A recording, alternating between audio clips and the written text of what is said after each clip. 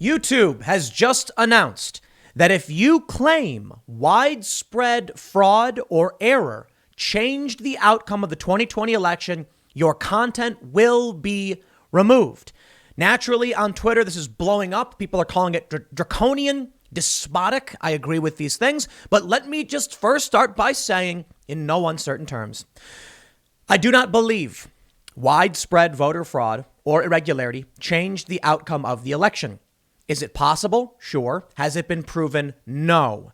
Does evidence of fraud exist? Yes. Does evidence of widespread fraud exist? Yes. To what degree is widespread? That's an opinion and it's up for you to decide. Does error and impropriety exist? Yes. Is it enough to have changed the outcome of the election? That I do not believe so at this point because no one's presented me enough evidence to make that claim. I also want to make sure people realize this is insane and draconian what YouTube is doing. People are entitled to their opinions based on how they assess information. But I also want you to realize, just hold on a minute and hear me out. I believe what YouTube is doing is going to help Donald Trump. I really do mean it. I don't think it's going to help him as much as he might want. I think YouTube is wrong. I think their legal assessment is wrong. I think they're despotic and authoritarian. But I think Trump needs legitimacy to overturn the election. Now, I know I can already hear the Trump supporters saying we're not overturning anything. That's what they've claimed because they're saying that, they actually won. Well, Donald Trump actually himself tweeted overturn. OK, sure. I don't know what that means other than overturn the election. Fine. But listen, I'm going to read this for you. I'm going to break down what's going on. They sent me an email. I'm going to debunk some of what they say. We're going to challenge Section 230. But let me just tell you right off the bat, I believe this does help Donald Trump. There are certain things that could help him build support. Claims of fraud, for instance, and saying that it changed the outcome and all that stuff could get a lot of people riled up behind him. But I believe that would isolate people and only get Trump his most ardent supporters. Regular people who are watching the news are not as likely to understand or believe these claims about hammers, scorecard, dominion, or whatever that stuff is. And I'm not a fan of them either, because for one, they are outlandish. Sure, maybe there's some evidence. I've talked about some of the weird goings-on, like WikiLeaks release from Cablegate. There are some weird things about these voting machines and stuff, but it's delegitimizing Trump's legal challenges to victory. Let me just stop and say this. Texas is suing right now. Texas's lawsuit is not focused on fraud or irregularity. It's focused on definitive facts that 4 states changed the rules of their election without going through the state legislature in violation of the Electors Clause. That is a constitutional, legally sound argument that has many Trump supporters cheering because it is legit, it is strong, and many more states want to join in. If you focus the conversation on the unprovable, the esoteric, or to many people, what they would view it as absurd, you lose the argument. Now, just because I think it's going to help Trump doesn't mean what they're doing is good. What YouTube is doing is insane. And I'll tell you why they're doing it. YouTube is trying to remove the likes of channels like mine and many others. And they're trying to go about it slowly enough to where they don't destroy the floor out from under them. They are bleeding users to many other platforms. That's a fact. But I don't know if it's going to be enough to actually upend YouTube's monopoly in the space because of the partner program. But they want to be Netflix. They want to make I shouldn't say Game of Thrones, because there was a time when Game of Thrones was good. They want to make big shows and good shows, and they want a decentralized network to only a certain degree. YouTube wants enough free and independent thought where they get good content rising to the top, but not enough to where people are, say, challenging an election. Let me read what they said, and then I'm going to read you the email they actually sent to me. That's right. We got some real journalism here. YouTube writes, over the past weeks and months, we've seen people coming to YouTube to learn more about where and how to vote or learning more about a candidate or an issue. We've seen news organizations grow their audience, and we've seen people turn to YouTube for the latest election results or simply to follow an historic event with the highest voting turnout in over a century in the U.S. Our main goal going into the election season was to make sure we're connecting people with authoritative information while also limiting the reach of misinformation and removing harmful content. The work here is ongoing, and we want to provide an update. Removing content that violates our policies. Now, before I read this, I want to say, YouTube, in my opinion, has long since violated the Good Samaritan provisions of Section 230 and should be able to be sued for defamation and be liable for this. And I'll explain this and we'll go over Section 230. I'm actually going to show you the law and explain it. Here's what they say. Our community guidelines prohibit spam, scams, or other manipulated media, coordinated influence operations, and any content that seeks to incite violence. Since September, we've terminated over 8,000 channels and thousands of harmful and misleading elections-related videos for violating our existing policies. Over 77% of those removed videos were taken down before they had 100 views. We also work to make sure that the line between what is removed and what is allowed is drawn in the right place. Our policies prohibit misleading viewers about where and how to vote. We also disallow content alleging widespread fraud or errors change the outcome of a historical U.S. presidential election. However, in some cases, that has meant allowing controversial views on the outcome of process of counting votes of a current election as election officials have worked to finalize counts. Yesterday was the safe harbor deadline for the U.S. presidential election, and enough states have certified their election results to determine a president-elect. Given that, we will start removing any piece of content uploaded today or any time after that misleads people by alleging that widespread fraud or errors change the outcome of the 2020 U.S. presidential election in line with our approach towards historical U.S. presidential elections. For example, we will remove videos claiming that a presidential candidate won the election due to widespread software glitches or counting errors. We will begin enforcing this policy today and will ramp up in the weeks to come. As always, news coverage and commentary on these issues can remain on our site if there's sufficient education, documentary, scientific, or artistic content. Okay, we can't say widespread fraud, errors, etc. You get the point. Well, I've not asserted that, although there have been, there's a research project that claims mostly my content fall in the category of other. There's supporting Trump's claims of widespread fraud and opposing them, and I'm mostly falling in other. Why? Because if you're just reporting the facts, you're not asserting what is true without evidence. So when Trump says it was rigged or there's widespread voter fraud, I say that has to be proven.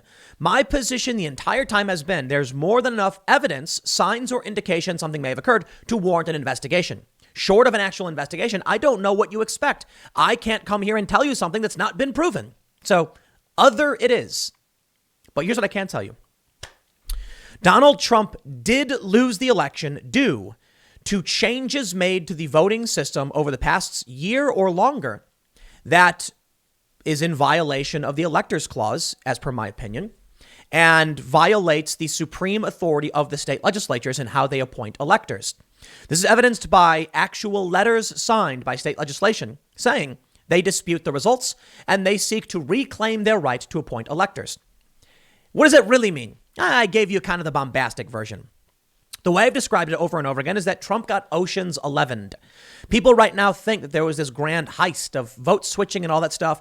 And people went in and it's like they're putting on sunglasses and they're palming USBs and stuff. And we've seen some stuff like that, like palming USBs. We don't know why.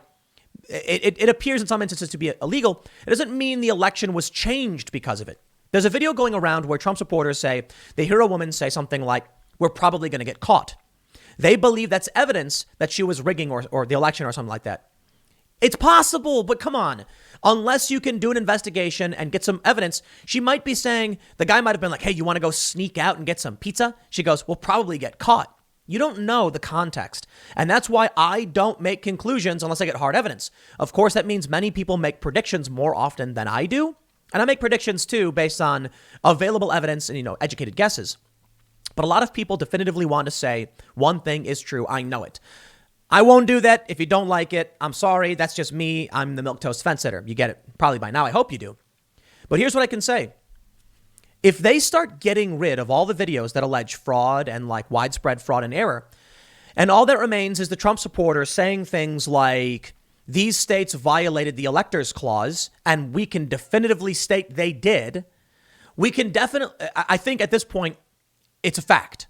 I mean, there's no factual basis to argue against it. If the Pennsylvania Republicans passed Act 77, no excuse mail-in voting, it's currently being challenged. I'm not sure how far it's going to go. They say, here's what we expect. They later complained that the courts, the Secretary of State, and the governor added more provisions like extending deadlines and ballot curing, something they never intended. Thus, There you can clearly state the state legislator did not pass those provisions and they were enacted anyway. In many states, we saw things like this, where there was an executive order, say in New Jersey, for instance. Not that New Jersey matters because it's a blue state. It's always going to be blue, at least, or I should say it's predictably blue, very heavy blue. The governor issued an executive order for mail-in voting. That would violate the Electors Clause, but I don't think the New Jersey state legislature actually cares all that much and probably would have agreed with him anyway, so they didn't challenge it. But in some states, there's a conflict, a Democratic governor, and you have a Republican legislature. Well, in that case, the Republican legislatures are saying, we have the right to choose. That right was taken from us.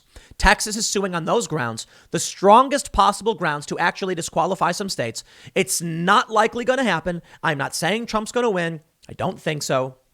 But I will tell you, what we're seeing right now is YouTube trying to isolate and cut off many prominent channels. Right Side Broadcasting Network, for instance, broke 1 million subs. Well, they're likely going to get the axe. You have Newsmax, for instance, who has just surpassed Fox News in television ratings. They're gone. You see what they're doing? They're isolating and getting rid of the hardcore Trump supporting platforms on this website. I guess I can get by on the fact that I don't assert things for the most. I'm not perfect. I get things wrong all the time. But I try to avoid asserting things that I don't have definitive proof of. When the Voter Integrity Project came out and said, here's a list of people who voted in more than one state, I say, okay, now we have evidence. That's not definitive proof, but I'll point it out if it exists. And Matt Brainerd has I believe he's provided extensive sworn testimony. So under oath, that's legit evidence, plus hard data. Very serious. Not evidence that the results were changed because of it, but it's evidence that, in my opinion, warrants an investigation. We'll see how close I'm getting to them saying they're going to ban me or remove my content. But here's the email I received. We just shared an update on YouTube's election efforts, including how we're handling community guidelines pertaining to election-related misinformation. Our policies disallow content alleging that widespread fraud or errors change the outcome of a historical U.S. presidential election. We allow this type of commentary for current elections. So I did read this. I'll skip over this part. It's basically what they already said. As such, starting today, we will remove new content uploaded on or after December 9th, alleging that widespread fraud or errors changed the outcome of the 2020 presidential election. For example, very much the same thing, right? It's very similar to what they already said, but here's the important part. If your content is impacted, you'll receive automated emails from our system regarding this content. As we ramp up our enforcement, we'll initially remove violative videos without giving a strike. We will begin issuing strikes for new content uploaded after Inauguration Day, January 20th, 2021. That is the most important bit here. You will not get a strike. They're just removing any and all videos that make those claims. I'm not sure who's making those claims, to be completely honest. Maybe people like Steven Crowder, who I think has gone pretty heavily into these accusations. But I also kind of view, I haven't watched Crowder's videos in entirety. I've seen some clips. But I also think he's not someone who would assert something to be true without, being able to prove it. But again, the main issue here is that, for one, YouTube is wrong. Safe harbor deadline. Let's play a game. They say December 8th was a safe harbor deadline for the U.S. presidential election, and enough states have now certified their election results to determine a president-elect. That is nonsensical in its opinion. If I want to have an opinion, why can't I have one? YouTube doesn't want to be YouTube. It wants to be kind of a elite tube. If you say the things they like, if you don't cross certain boundaries, then you're allowed to be on the platform. They'll promote you or whatever. Certain platforms they don't like the amount of views we've been getting on clips over in the IRL podcast haven't been doing as well because we host people who YouTube isn't a big fan of. That YouTube likes me because it has a lot of reasons. I basically talked about how I'm able to capture enough of the audience that is affected by this without crossing the line. So they tolerate and in many instances actually help promote and appreciate my content. On the IRL podcast, we have guests who they don't like as much. So, we've been getting a little knocked down a peg or two, but that's fine. Whatever. I'm going to do my thing and I'm not super concerned about, them promoting me. I want to show you something. This is the from congress.gov breaking down how the election works. January 6th, they say, blah, blah, blah, joint session, 1 p.m. has the results. They say If one of the tickets has received a majority of 270 or more electoral votes, the vice president announces the results, which, quote, shall be deemed a sufficient declaration of the persons, if any, elected president and vice president. Vice president-elect, president-elect are determined on January 6th. More importantly, I believe they're incorrect because the safe harbor provision says that if a state has enacted procedures to settle controversies, and if these procedures have been applied and the results have been determined 6 days before the electors' meetings, then these results are considered to be conclusive. The problem right now is you have state legislatures openly saying we dispute this. So you can argue, but you can't definitively state. The left is saying they have the procedures, they've gone to the courts, and they've lost. The results are certified. We're done. The right is saying you certified the results, but now, after certification, there's a contest. The results are contested, right? There are many Republicans who are saying, I say this is illegally certified. So the argument there is they have not determined. Just because the governor or secretary of state says this is true doesn't make it so, because the electors clause states the state legislatures have ultimate say in how these things are determined. What it really means, we're going to be going to the Supreme Court, baby. That's really what it means. And Donald Trump, as I showed you, recently tweeted overturn, which sounds like he's now saying that he didn't just, not that he won, but that the results are in and it's for Joe Biden and he wants them overturned. Okay. Maybe the Supreme Court will hear Texas's claim. I don't know if this is true. It's hard to fact check a lot of these claims, so I'll take it with a grain of salt. That the Supreme Court has ordered these 4 states to respond by, I think, Thursday. I don't think these deadlines matter because they're going to be argued and there will be probably some precedent set, maybe a landmark case. Is that what it's called? I'm not a lawyer, but we'll see. I've long said over and over again, 99.9% likelihood Joe Biden becomes president. Earlier on, I said 90, 95, maybe 90. And that was because Trump hadn't yet filed any lawsuits challenging any of the results in any of these states. And it was like, we got all these lawsuits out. Maybe something's going to happen. And then it's just my prediction as to the probability of Trump pulling it off gets slimmer and slimmer as the days go by. I'm going to tell you this. YouTube's rule change actually makes me think Trump's chances of winning have ticked up slightly. Granted, it's still like 0.1%. I'd now say it's like 0.15%. I don't think it's very likely that Trump pulls it off. There are Trump supporting lawyers like Will Chamberlain, we had on the show last night, who said he doesn't think Trump will pull it off or the Supreme Court wants to hear it. But I think if the conversation is now focused around the electors clause, you have a constitutional challenge to these states changing the rules. That's what I mean by Ocean's 11. Trump got Ocean's 11. The changes to the rules put forth months ago, a year ago in some instances, afforded Democrats massive benefits. And we've been talking about it for quite some time. They were able to do a lot of things like democracy in the park, which actually was illegal, and these voter turnout programs. But outside of the things we've seen that are legal, I can't say that having a voter registration thing in a park, convincing people to vote, would generate enough to actually change the outcome. I can say they were legally going door to door and asking people, did you vote yet? And that was enough. When you have no excuse mail-in voting in many states and widespread absentee, they go canvass, knock on door and say, did you vote? Now, many people say Joe Biden didn't have ground game, but other groups did. Political action groups were going out and they were doing this. I've spoken to some people who said Democrats showed up their house and said, have you voted yet? And that maximized Democrat turnout and it really helped them. And it could explain why Joe Biden got votes, but no one voted down ticket because they didn't know or care and just said, I don't know about this. I'll just vote for Joe Biden, I guess, because they've heard about Trump. So I'm not going to pretend to know exactly how things are going to play out or what's going to happen. I do think, however, it is partially beneficial to Trump in that his supporters are now going to be going on and on about constitutional legal challenges, which have merit. Okay. The Act 77 lawsuit has merit. The Texas lawsuit has merit. Will they actually win? I really don't think so. Forgive me for being a pessimist. But let me throw it to the most important bit here. YouTube has issued editorial guidelines about your opinions. Okay, if you have the opinion the sky is green, and you say, I can actually argue that the sky is green, and everyone's like, it's blue, you're allowed to be stupid, okay? One of the things I've long since complained about with all this censorship on social media is they're telling people you're not allowed to be dumb. look, I'm not saying people who think there's fraud or whatever, I'm dumb. I'm saying people see different things. They have different opinions. But in many instances, if they say this is the truth and someone's dumb and doesn't know, no, the sky is green. Well, that's misinformation, so you're banned. It's elitism. I'm not a fan. I like the idea of a free and open internet. We're not there anymore. We're now at the era of elitism. You can sign up for a YouTube channel. You can apply for the partner program. But if you are not one of the established elites who produces something of value for the establishment, well, then they will remove you. We are not a country. It is an ongoing battle between populism and elitism.